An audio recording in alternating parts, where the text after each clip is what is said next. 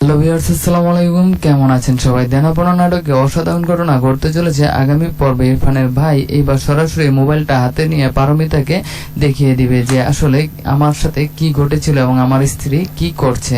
অন্যদিকে পারমিতা কান্নায় ভেঙে পড়বে, কারণ সে ইরফানের কাছাকাছি যেতে পারছে না, তারা লুকিয়ে দেখা করতে হয়। এবং ইরফানও বলবে যে আমি কিন্তু তোমার কথা মতো সেই রিয়ার সাথে কথা বলেছি, কিন্তু রিয়ার কথাবার্তা শুনে মনে হয়েছে সে আমাদেরকে টাকা দিয়ে হেল্প করবে না। অন্যদিকে দেখতে পারবেন সেই কিস্তির টাকার জন্য সেই লোক বাড়িতে এসে উঠবে ইরফানদের তার ফুপির মেয়েকে এবং ফুপিকে ধরার জন্য। অন্যদিকে কেলেঙ্কারি লাগতে চলেছে ইরফানের বোনের সাথে। পারমিতার ভাই এবার দেখা করতে গিয়ে ধরা খাবে তার মায়ের হাতে এবং অনেক বকাঝকা খাবে, এবং কি বাড়িতে অনেক অশান্তি চলতেছে এই পারমিতার টাকা পয়সা নিয়ে।